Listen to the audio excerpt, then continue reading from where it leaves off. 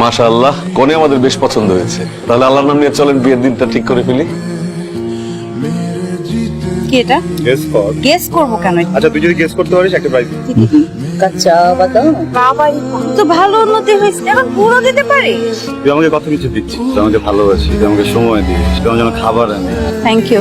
নে এটা নে, এখানে 20,000 টাকা আছে। ওরে রে, আজকে তো তুই তো অনেক বড় লোক পাত্র ছিড়ে আসছিস তাহলে আমার জন্য। হ্যাঁ, লন্ডনই পাচ্ছি, আর তাকে রিজেক্ট করার পর তো বাবা আমার উপর ভীষণ ক্ষেপে আছে।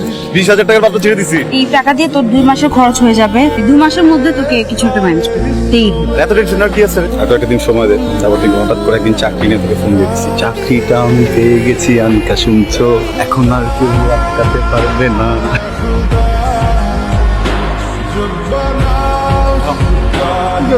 আমি তো তোমার কাছে বাবা কোনো টাকা পাবো না। তুমি কি ভাবছো আমি তোমাদের খবর রাখি না? ফোনের মধ্যে কারে বলতেছিলা 5,000 টাকার কথা? বেতন যা পাইছি সবই তো পাঠাই দিছি, আমার ব্যাপারে 1 টাকাও রাখি না। এখন তোমরা যদি কও আরো 5,000 টাকা লাগবে, আমি টাকা কোথা দিয়ে পাবো? তুমি মানুষ না। দূর, এত ইমোশনাল হয় না তো, এটাই হচ্ছে তোমাদের সমস্যা, কথায় কথায় ইমোশনাল হয়। আসসালামু আলাইকুম। ওয়ালাইকুম আসসালাম। যাই। আপনি কি ইন্টারভিউ দিতে আসছেন? জি। আপনি কি নিয়ে যেন গবেষণা করছেন? স্যার ইংরেজি বিদ্যা। সেটা কিরকম? মাই ইয়েস বডি হ্যাজ কাম। বলুন তো এটার বাংলা কি? আপনিই বলুন না স্যার। মাই মানে আমার, ইয়েস মানে হ্যাঁ, বডি মানে গা, হ্যাজ কাম মানে আসিয়াছে। মাই ইয়েস বডি হ্যাজ কাম মানে আমার ভাগে আসিয়াছে। যাদব, আর একটা কথাও তুই বলবি না, পুরো ইংলিশ তুই বলবি না। এই অফিসে যতক্ষণ তুই থাকবি ততক্ষণ পর্যন্ত তোর ইংলিশ বলা হারাম। কিসে মামা? কি তুই আমার কাছে কাকে পাঠিয়েছিস? কোন সমস্যা হয়েছে? তোর তো মাথায় সমস্যা আছে। আমি এই তোকে না জানাই আমার বড় মামার অফিসে পাঠাইছি চাকরিটার জন্য। তুই এটা কি করে আসছিস? কি উল্টাপাল্টা কথা বলে আসছিস এখানে? সবকিছু তোর কাছে পান মনে হয়? জীবনটা পান। আর আজকের পর থেকে তুই আমার সাথে আর কোনো যোগাযোগ করবি না। তুই ফোন ধরতেছিস না কেন? কেন কল করছি? আরে বাবা, আমি তো এখানে দাঁড়ায় দেখতে পারতেছি যে তুই কাঁদতেছিস। আমার চোখের পানি সস্তা না, ফোনটা রাখ। এই বুড়ো, কাঁদতেছো কেন? সামনে শুক্রবার মায়ের বিয়া, কারণ এত করে কইলা তারা ছুটি দিল না। আমি ভালো আছি বুঝছো, আমার কোনো কষ্ট নাই, কোনো দুঃখ নাই, মুক্ত স্বাধীন।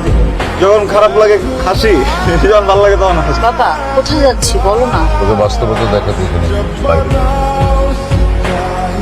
অনিতা, অভুক্ত মানুষগুলোর মুখে খাবার তুলে দেওয়ার যে শান্তি, যে আনন্দ, এটা আমি তার সাথে বসে তুই বুঝবি। ওই সমস্ত কিছু না উপন্যাসেই থাকে, বাস্তব জীবনে ওগুলো কোনো অস্তিত্ব নাই। জীবনটা অনেক কঠিন, অনেক নির্মম। কবে বুঝবি তুই? আমার জায়গায় আজকে অন্য কেউ হলে চলে যেত, কিন্তু আমি যাব না, কারণ আমি ছেড়ে যাওয়ার মানুষ না। শোন, এই শহরে জীবনের মূল অনুষঙ্গ কি জানিস? প্রতারক, জ্যাম, লোকাল বাস আর অফিসের। আমরা তো কালো ধোঁয়ায় অভ্যস্ত হয়ে গেছি বুঝছিস, এই জন্য সমস্যা নেই। তুই বলে যাবো জাহান্নামে যাবো, এটলিস্ট ওখানের আগুনে পুরাবি তো, প্রতারণের আগুনে তো পুরাবি না। তুই জানিস আমি এখনো শিম গাছের স্বপ্ন দেখি, ঠিক যেভাবে আজকে তোকে আমি বিয়ে করব, তারপর আমরা স্বাধীনভাবে জীবনযাপন করব, সংসার করব, যেখানে থাকবে না কোনো দুঃখ, কষ্ট, মিথ্যা, প্রতারণা, কোনো যন্ত্রণা। এখানে থাকবো শুধু তুই আর আমি। এই দেখো তো কে আসছে। মামি, আরে তুই আয় ভিতরে আয়। আচ্ছা আরাম। ওয়ালাইকুম সালাম বাবা। এই ছেলে বাসা। মামা, চিন্তার কিছু নাই, আমি আসছি। আনিকা আমাকে বিয়ে করবে তো, উনি আসছে। কি বলে? এই পাগলটারে তুই বিয়ে করবি? হ্যাঁ মামা, আজকে আমরা বিয়ে করব। দেখ কেমন থ্যাংক ইউ। পাঞ্জাবিটা পরিস নাকি? আমি ঘুমাই তাড়াতাড়ি রেডি হও, আমার কাজে আনতে গেছে। যাবো। আনিকা, কি? ওই ছেলে তো পালাইছে। আমার জীবনটাই বড় অদ্ভুত। একজনের মুখের হাসি নিভিয়ে দিয়ে আরেকজনের মুখে হাসি ফোটানো। আমি জানি আনিকা আমার জন্য এখন, আর যে দারোয়ান চাচা একমাত্র মেয়ের বিয়েতে থাকতে পারবে না বলে অঝরে কাঁদছি, আমি তার জায়গায় ডিউটি করে তাকে তার মেয়ের বিয়েতে পাঠাবো। নিশ্চয়ই চাচা এখন তার মেয়েকে জড়িয়ে ধরে এসেছে। কি আপনারা? আরে কি করছেন? আপনি তো রাখছে। সরি, আমার জন্য অনেক কষ্ট হয়ে গেল।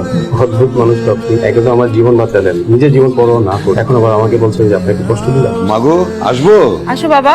দেখ, তোর বিয়ের কার্ডের ডেমো নিয়ে আসলাম, দেখ তোর পছন্দ হয়নি। তুমি আমার জীবন বাঁচিয়েছো, তার প্রতিদান হিসেবে যে আমি তোমাকে নিজে দিচ্ছি, ব্যাপারটা কিন্তু আমি ধরো বন্ধু হিসাবেই আমি তোমার সাথে গিফট করতে। ভাইয়া ৬৫,৫০০ টাকা দিতে পারবেন? আর তুমি কিন্তু আরো বড় কিছু আমার কাছে চাইতে পারো। আমি আসলে আপনার কাছে কিছুই চাইতাম, খুব দরকার টাকাটা এখন। আর আমি যাকে ভালোবাসি তার জন্য তো আমি কখনোই কিছু করতে পারি, কখনো সেই করছে। এবার ভাবতেছি আমি কিছু দারুণ।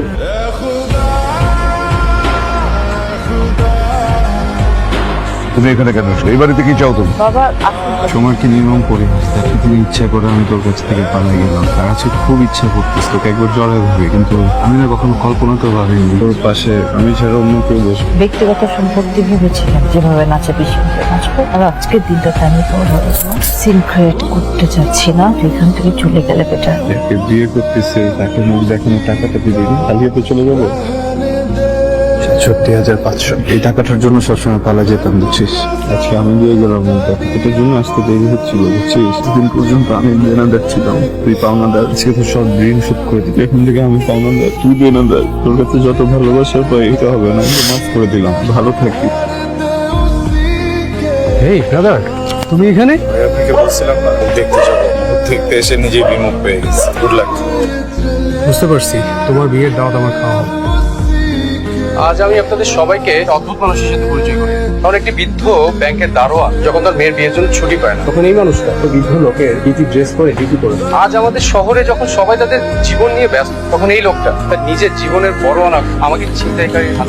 আমি নিজেও নিজের বুকে হাত দিয়ে বলতে পারবো যে এই মনুষ্যত্ব জিনিসটা আমার ভিতরে আছে। তুমি কি বলতে চাইতেছিলাম?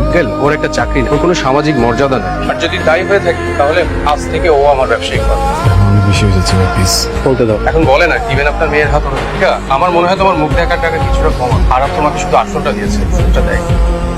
এই দাঁড়াও, আরে পাগড়ি বদল করে দিলেই তো বিয়ে হয়ে যায় না। বিয়ে পড়ানোর জন্য একজন কাজী লাগে, আর আমাদের কাজী দেরি করছে কেন? এই যে যাও কাজী ডেকে নিয়ে আসো, এখন তালি দাও।